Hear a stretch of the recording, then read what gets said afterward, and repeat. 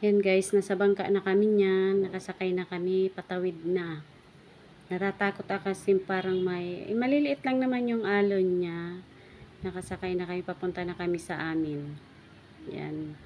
So, magdadalawang balik yan kasi yung ano niyan, yung may-ari niyan, pinsan ko, yung bangka, naiwanan, namimili pa. Inuna muna kami, kaya babalik pa yan. So, mahangin. Enjoy naman ang pagtawid. Marami kang makikitang island. So,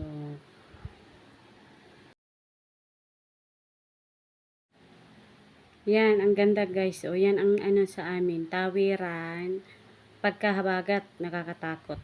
May ano naman siya, alon. Yung ano nga, yung nasa unahan, may balot yung ano, yung kuitan niya. Kasi pag may ano, may alon, itatakip niya yung ano, plastic. Yan, mga beach yan guys, may beach dyan. Beach. So, yan ang patawid sa amin. Sobrang layo. Doon pa kami sa kabila pa. Kabila pang ano, bundok. Bundok talaga, island. Sobrang layo talaga. Ayun guys, tagal namin dyan. Matagal kami dyan sa ano, dagat. Siguro mga kulang-kulang 1 hour. Yan, yung ano, yung malinis na yan ay sobrang layo kasi namin eh. Mamaya-maya pa malalapitan yan. Beach yan. Ang ganda dyan. Parang pakakaalam ko mayroong banana boat dyan. So, malapit lang sana naman yan sa amin kaso lang ano, tatawirin talaga. Tatawid. Medyo malakas-lakas ang alon, kaya nga ako natakot. Pero kaya naman. Yan. Puro ano eh, puro pagka pauwi sa amin, puro island ang dadaanan talaga. Kaya kahit sobrang pagkahabagat, sobrang lakas ng alon. Kaso, no choice, kinakaya ng bangka. Yang nasasakyan namin, magaling yan sa alon. So, yan lagi ang inilalabas pagka habagat, sobrang lakas ng habagat. Yan ginagamit. Kasi nga, pagka hindi lumabas, pumuntang ano, tinambak, walang laman ang mga tindahan. Walang gaanong mabibili. Yan ang hirap sa amin sa island. Kasi, pagka dadaan ka naman ng ano, pagka mag-jeep ka, sobrang layo din. Mas malapit pagka magbabangka ka. Pag jeep naman, ganun din, tatawid rin kami bago ka makasakay ng ano, jeep. Pero hindi gaanong malayo pagtatawid pagka mag-jeep. Yan lang, malayo pagka sasakay kang jeep kasi ikot talaga. Hindi katulad dito sa bangka, malapit lang. Medyo marami-rami kami dyan. May mga bata. Yan, pauwi kami niyan. Ay.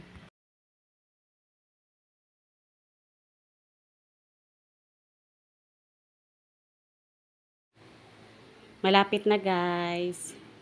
Malapit na kami dyan. Ayan, medyo malapit-lapit na ang, ano, ang mga bundok island. Yan. Beach pa rin yan. Parang 3 ata ang beach dyan. Malapit na rin kaming makarating. May tinatawag dyan na sabing ilog, yung pinakamalalim. Yun na lang, tatawid kami dyan. Yan, puro ano yan, oh. Bato, malaking bato yan.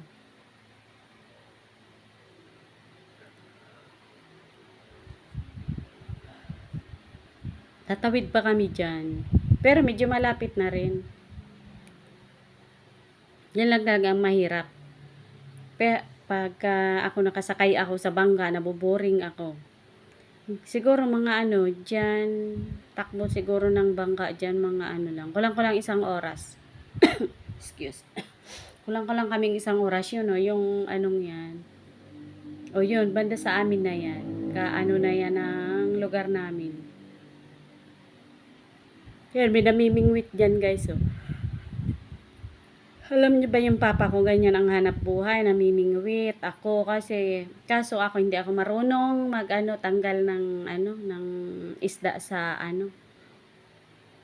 Sa ano ba 'yun? Yung bingwit. Yan, namimingwit sila, magkasama sila, isang bangka, dalawa sila. Pero parang pauwi na din 'yun eh. Namimingwit na yun. Yun lang dati ang sasakyan namin, maliit na bangka. Magsasagwan. Ngayon si Papa hindi na makapagsagwan kasi nga yung balikat niya sumasakit na. Kaya bihira na din siya mamingwit kasi matanda na. Yun, medyo malapit-lapit na kami. Pero talagang boring na ako dyan. Kasi nakaupo ka lang. Minsan binababa ko na yung paa ko. Yan, tatawirin na lang namin yung anong yan, yung malalim na sabing ilog. Yan, yun pa ang aanuhin namin, tatawirin yung maliit na yan. Pero medyo malapit na.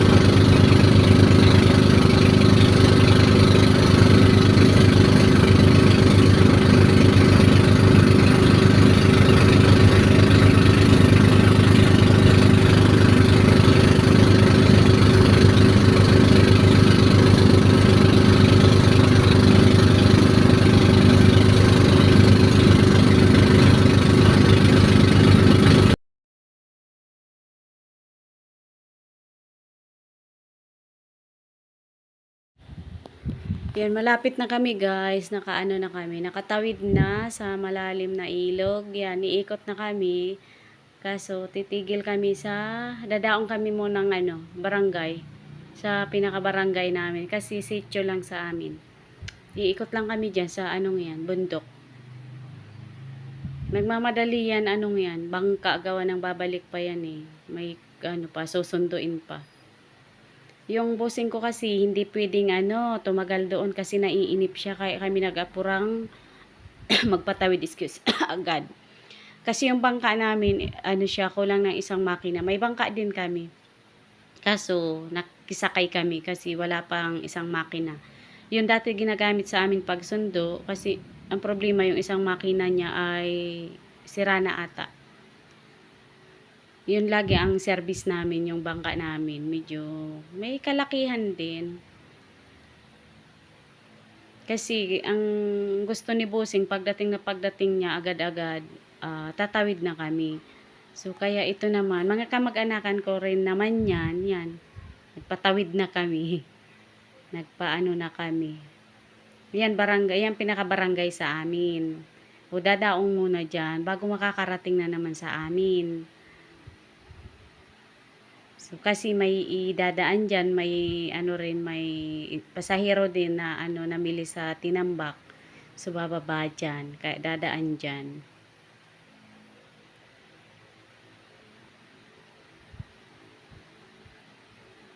Yan naka-plastic na yan, nakaupo sa plastic, yan ang bababa dyan. May mga pinamili rin siya, may tindahan ata. Kamag-anakan din ni Papa yan. So, dadaong kami. Sobrang ingay ng makina guys. Sobrang ingay. Hindi kayo magkarinigan pagka umaandar. Sigawan sa loob. Pag umaandar. Ayan, dadaong na. Malapit na. Kaso napalayo siya kaya siya nailing-iling. Kasi bandang dulo siya. Dito sa gitna yan dumaong. Walang space doon eh. So, namumroblema siya kasi may pinamili siya. May mga nagli-labor naman dyan guys. Pag halimbawa, di ba, may pinamili ka. May mga volunteer dyan. Ay, hindi volunteer. Magli-labor, magbabayad ka.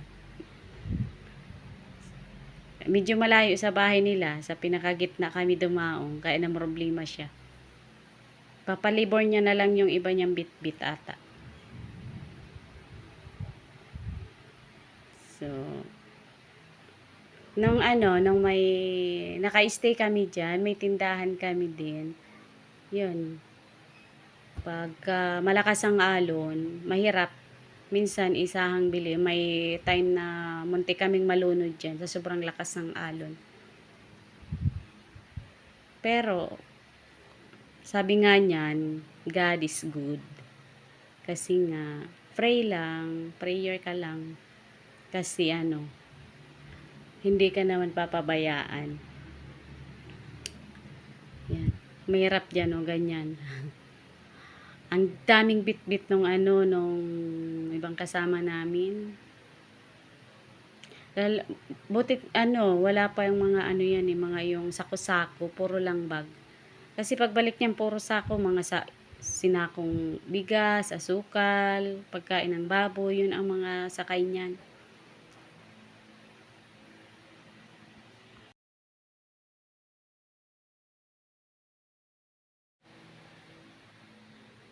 Ayan, nakaalis na kami doon sa barangay. Ayan, last papuntahin sa amin.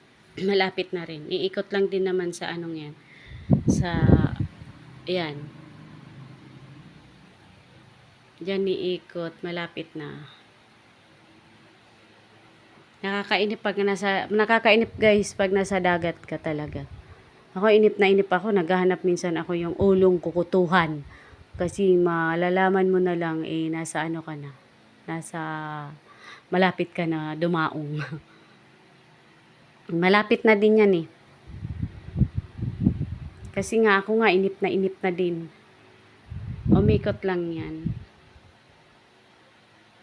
Yan, yung pamangking kong nakablo yan. Libangan ko, kinutuhan ko ng kinutuhan. Para, siyempre, pag may ginagawa ka, malalaman mo na lang, malapit ka na. Malapit ng dumaong. So, malapit na sa amin yan. Ayan, may nakasalubong na kaming motor din. Diba guys, ang hirap sa amin. Pag mag-iigib kang inumin, magbabangga ka rin.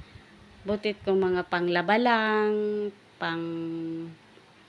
tawag nito, pang buhos sa CR, yung pangpaligo, may tubig. Pero pag inumin, tatawid ka din. Kailangan mo magbangka. Ayan ang mahirap sa amin. Kasi danas ko yan nung bata pa kami. Pag galing ng school, mag-iigib kami. Mga konti-container ang pinapasa namin. Kasi hindi man pwedeng pangluto at pang-inom ang tubig na nandoon sa may sa amin. Kailangan mag-igib talaga ang inumin. Yan, malapit na rin kami.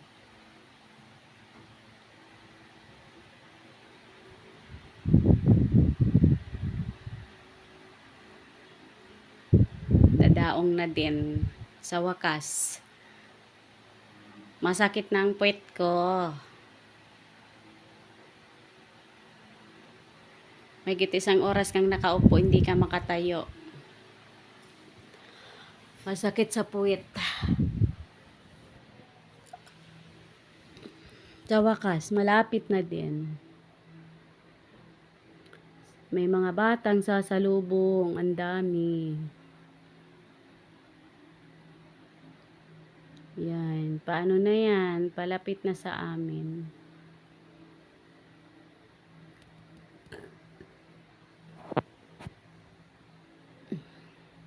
Papasok na din. Kung hindi lang talaga ako mag-a-attend ng kasal, hindi talaga ako uwi, guys. Kaso nakakahiya kasi nga panay ang sa akin, nagkukontak sa akin. Kaya nga pinilit naming makauwi agad, galing kaming Laguna. Kasi nga inisip ko nakakahiya. Pero yan sa amin yan banda. Yan yung bundok namin. Pero guys, yung kasalan na nangyari talaga, hindi ko makakalimutan talaga. First time na nangyari sa akin yan. Siguro, hindi ko maipapromise pag may nag-invite pa sa akin na magnininang, ayaw ko na talaga. Ayaw ko na. Hindi na ako nakaka-excited, matutuwa ka, pero masaya, pero may mga ano, hindi mo akalaing mangyayari sa iyo na mapapahiya ka, parang madi-disappoint ka, 'di ba? Kaya, yan, excited ako diyan. Kasi nga, ang ikakasal diyan is ano, pamangkin ko sa pinsan. Anak ng ano, first cousin ko. Yan na yung sa amin, pababa na yun sa amin. Pagbaba is aakyat pa tayo guys. Pero hindi naman malayo na. Patirik lang, patirik ang daan. Kaya pagka may bagyo, hindi naman kami inaabot ng tubig.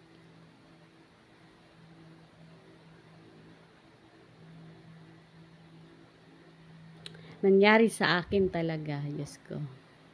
Yan, bababa na, maraming ibababa. Alam nyo guys, yung mga bata dyan, pagka ganyan, tuwang-tuwa sila kasi nag-aagawan sila sa mga bit-bit. Ako nga, pag bumababa dyan, ang mabibit-bit ko na lang as in yung handbag ko, shoulder bag. Kasi wala na akong mabibit-bit, nag-aagawan yung mga bata. Kasi nga, kukunin nila yung dala mo, bibit-bitin, pero may bayad yun. So, binabaon nila sa school, ganyan. So, kahit yung bag, bitbitin nila, may bayad yan, di pwedeng walang bayad yan. Minsan, pagka medyo mabigat-bigat, nagbibigay akong 10 piso, 20, kasi hindi man kalayuan. Ang bigas ata dyan, 20 pesos. Ang bag, minsan, depende sa bigat naman. Pag mabigat, minsan 10 or 5 pesos pagka maliit lang na bag, yan. Lahat mga bata dyan guys ang aabang para lang dalhin yung mga ibababang yan. Yung gustong-gusto nila yan. Kasi may pera. Binabaon nila sa school. Pag may gusto silang bilhin sa tindahan, hindi na sila manghihingi sa magulang.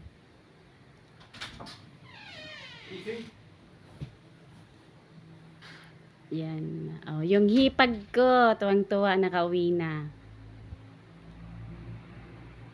Yan. Lampa yan. Lampa. Yan yung unang uwi.